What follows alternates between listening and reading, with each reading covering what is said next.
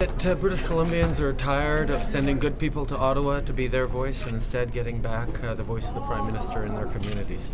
People want politics to be done differently, and they're open to the message that I'm bringing. I was incredibly touched by the hundreds of people who came out at every stop in places where Liberals have not fared well in the past, and I'm optimistic about the future of the country as we move forward. My themes of openness and transparency have resonated extremely well across BC, as they have across the country. People are tired of the secrecy, the spin, the default position of mistrust towards Canadians that this government has to have already.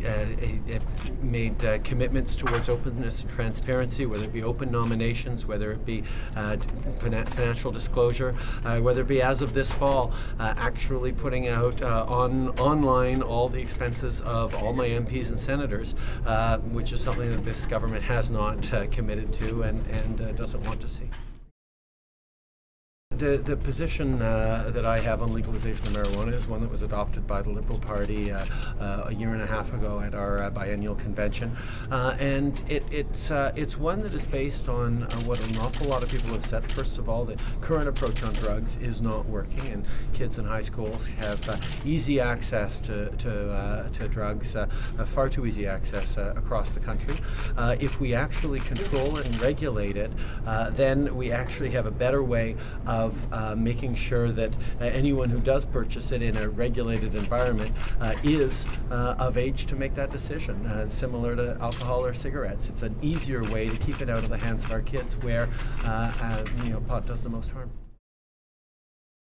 Proud of is we have committed that in the next election, every single riding across the country will have open nominations. The 338 ridings across this country, including my own riding of Papineau, although I don't recommend anyone tries to take me on. I or more of constitutional arguments with the provinces, and that unfortunately is what abolishing or reforming to be elected and equal will require. And no politician wants seriously to engage in that kind of difficult negotiations with the provinces. What I am committed to is reforming the Senate in any way that does not require us to change the Constitution. I think that's what Canadians want, but at the same time my movement towards greater transparency, greater openness, greater respect for Canadians, both in the process by which we appoint senators and the process by which we make sure that their expenses are transparent and approved,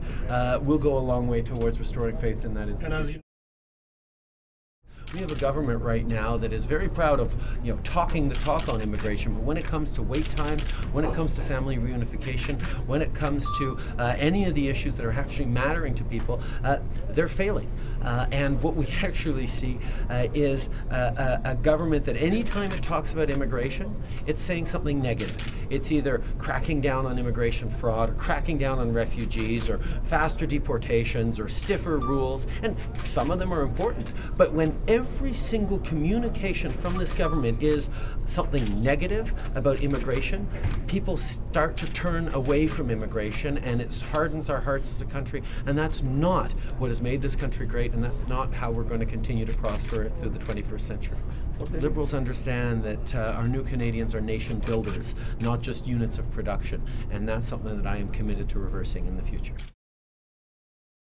I don't think going down a road of the kind of deep government, constitutional change that will be required for questioning the monarchy is necessary right now. And I think this government has so polarized the monarchy as an issue by making it part of their own branding. I don't think we're in a place where we can have an honest and real discussion about the future of the monarchy in Canada at this point.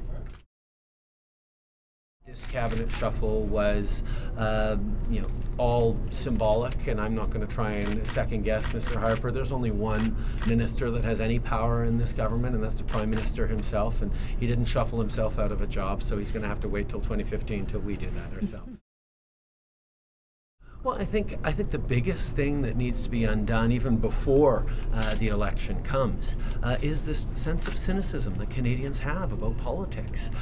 We're being constantly challenged to constantly expected to think that politics is all about attacks, is all about division, is all about scoring points against an opponent. It's not about working together to try and find the best path forward, given the extraordinary diversity of this country. And what I see as the biggest challenge this country is facing over the coming years around politics is getting people to re-engage and realize that hope and hard work is something that politics needs a lot more of, not division and small-mindedness.